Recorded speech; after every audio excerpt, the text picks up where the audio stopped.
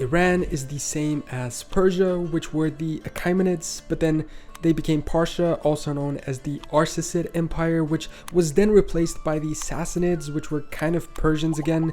Historical names can be confusing.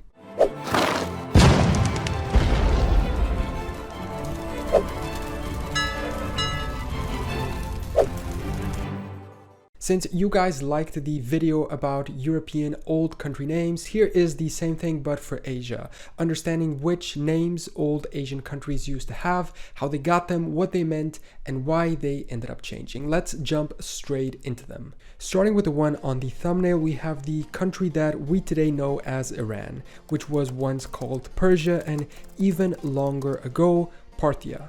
Parthia was a historical region located in northeastern Iran, corresponding roughly to the modern region of Khorasan. It belonged to many empires throughout history: the Median Empire, Alexander the Great's empire, the Seleucid Empire, until it broke away from the latter and became its own Parthian kingdom and then empire as well, also known as the Arsacid Empire after one of its rulers and ruling dynasty.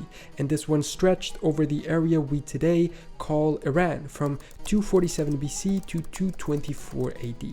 The name Parthia is derived from the Old Persian word Parthava, which was in the Parthian language self-designator, signifying of the Parthians, an Iranian people. The Parthian Empire fell in 224 AD when it was replaced by the Sassanid Empire, leading to the decline of the use of the name Parthia. And so Persia began being used a little more in comparison. It is a term that originates from the ancient region of Persis, also known as Parsa, located in southwestern Iran.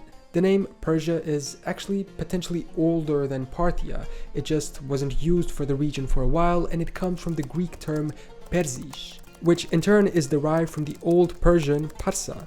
The region was the homeland of the Persians, an Iranian people who actually established the even older Achaemenid Empire, also named after a ruler in the 6th century BC.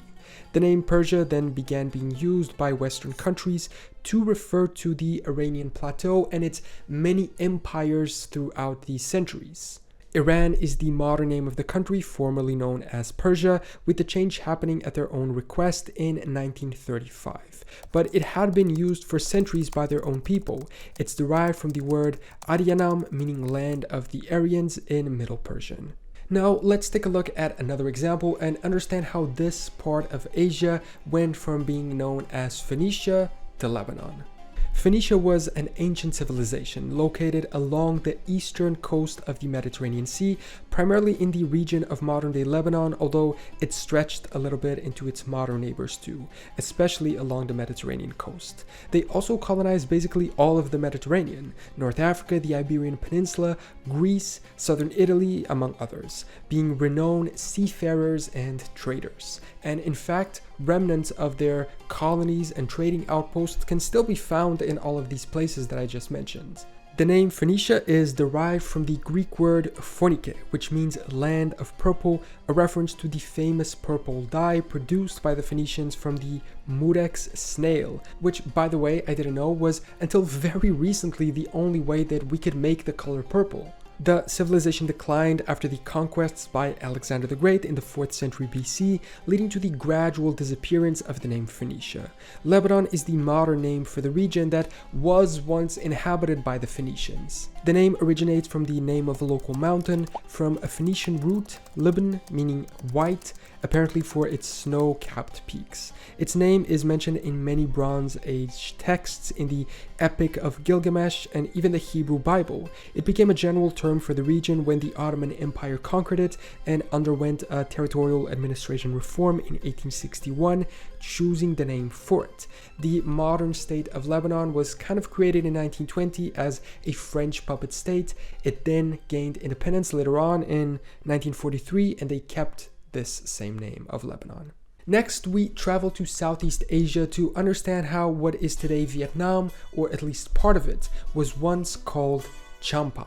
Champa wasn't the same as the modern Vietnam country. In fact, it wasn't really a country proper, but it occupied almost precisely the same region as southern Vietnam does today, and it was known as such for a while. Champa was a collection of independent polities that extended across the coast of what is today central and southern Vietnam, from approximately the 2nd century AD until very, very late, 1832. That's over 1500 years of existence. The name Champa is derived from the Sanskrit word Champa, which refers to a type of flowering tree.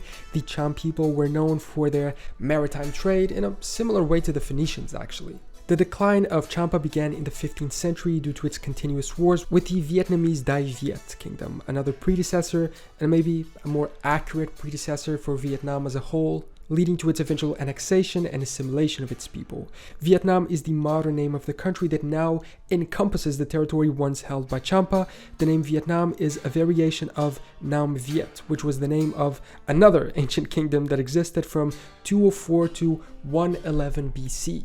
Viet is the name of an ethnic group and Nam means south, so Vietnam can be translated as the southern land of the Viet or land of the southern Viet. The name was officially adopted in 1804 by Emperor Jialong to emphasize the continuity with the ancient kingdom and to assert independence from Chinese influence. So here we understand how multiple names were used up to the point where the modern one was implemented, while some of the old ones were related and impacted the choice of the modern one. Moving to a more recent change, we have the switch from Siam to Thailand. By the way, the Kingdom of Siam had one of the coolest flags ever, with this sort of set of frames in red, white, and blue, and then a really cool white elephant in gold. They changed it because they wanted to look more westernized, I think. Pretty big mistake in my opinion. But anyway, the names. A similar situation happened here when compared to the Iran-Persia one. Siam was the name used by Westerners to refer to the kingdom located in the area of present-day Thailand. Interestingly, Siam was also one of the very few native kingdoms in Asia and the world to avoid European colonization, welcome European settlements, trade, influence, but never having to let go of their full sovereignty. The name Siam is believed to be derived from the Sanskrit word Siama, meaning dark or brown, possibly referring to the skin color of the native people. The term was used by foreigners while the locals refer to their country as Muewang Thai. In 1939, as part of a patriotic movement, the government officially changed the country's name to Thailand, which means land of the Thai people, to reflect their independence and native heritage, if you will, moving away from the way that they were known by outsiders. And understanding how the switch very often happens when locals want to change the name from what they were known by Europeans or by colonizers to what they always used on their own is important to understand the next example of Sri Lanka, which was known to Europeans as Ceylon. The name Ceylon is derived from the Portuguese Ceylon, which in turn comes from the Old Persian Ceylon, ultimately from the native Sanskrit Simhala. The Portuguese adopted this name during their colonial presence in the 16th century, and it was subsequently used by the Dutch and British during their respective periods of control over the island. The British formalized Ceylon as the official name during their colonial rule. After gaining independence in 1941, the country retained the name at first. However, in 1972, when the nation became a republic, it officially changed its name to Sri Lanka to move away from its colonial past. Sri is a Sanskrit honorific meaning resplendent, and Lanka is the traditional name of the island, so Sri Lanka would translate to resplendent island. Then we arrive at Myanmar, or as you may still know it, Burma. The name Burma is derived from the Burmese word Bamar, which refers to the majority ethnic group in the country. The British adopted this term during their colonial rule, which began in the 19th century, and it remained the official name of the country when they gained independence in 1948. However, in 1989, when the military took over, they changed the country's official English name to Myanmar, which is a more formal version of Bamar in the Burmese language. This change aimed to better represent the country's ethnic diversity and move away from colonial era nomenclature. It seems that Burma referred more to a specific ethnic group, and Myanmar is a way of uniting all of them. However, some countries and political groups continue to use Burma, often as a form of political statement and their dislike of the modern regime. Going back to the Portuguese influence in the old name of Sri Lanka, which was Ceylon, we have another example with the name of Taiwan, which used to be Formosa. Formosa was the name given to the island of Taiwan by the Portuguese sailors that arrived in the 16th century. Upon sighting the island, they named it Ilha Formosa, meaning beautiful island, and the name was used by Westerners during periods of European contact and influence.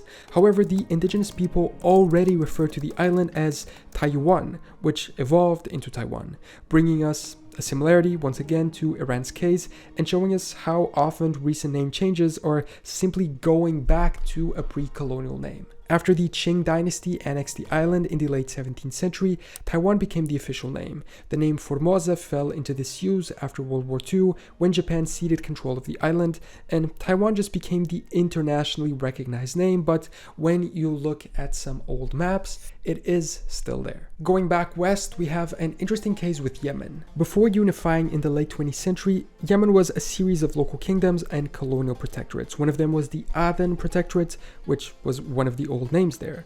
Aden is a port city in present-day Yemen. It is of an ancient origin, possibly derived from the Akkadian word Edinu, meaning plain or paradise. The British established the Aden colony in 1937, which included the city and its immediate surroundings, and so they chose that name for the protectorate as a whole. In 1967, following a prolonged anti-colonial struggle, the British withdrew, and the area became known as the People's Republic of South Yemen, then uniting with the north and just becoming Yemen. Yemen itself, the word, comes from the Arabic term yum, meaning blessed or fortunate, something the region really hasn't been in the recent years. And another old name nearby that you probably learned in middle or high school is Mesopotamia.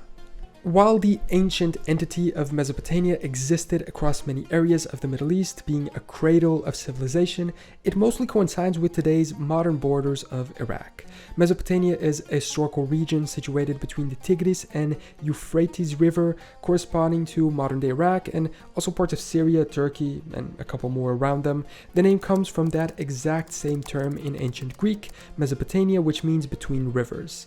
The term was used by the Greeks and Romans but fell out of use with the rise of Islamic empires in the 7th century, with other, more local terms being used together to refer to these regions within the vast empires they belong to, one after another. The modern nation-state of Iraq was established only in 1920 under British mandate, following the dissolution of the Ottoman Empire. The name Iraq is believed to be derived from the ancient Sumerian city of Uruk, Erech in the Bible, reflecting the region's deep historical roots. I don't think the term was widely used before the 20th century, but as we can tell from the origin itself is pretty historical.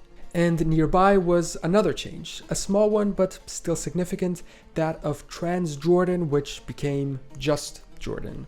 Transjordan referred to the territory east of the Jordan River, administered by the British after World War I. The name comes from the Latin trans, meaning across, and Jordan referring to the river, so across the Jordan River.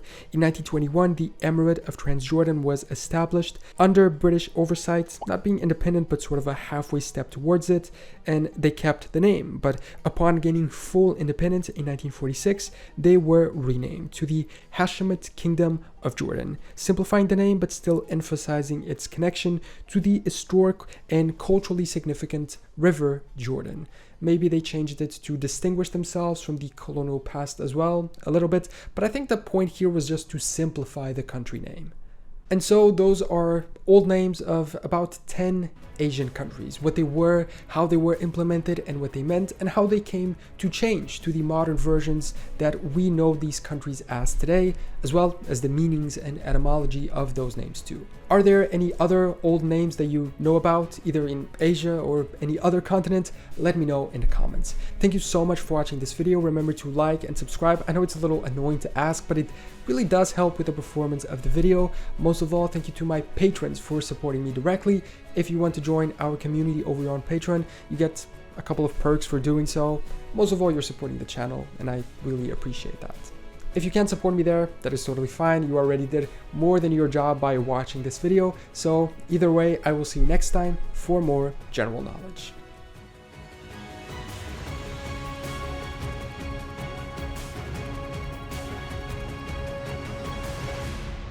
today I am using this new Moomin cup of the,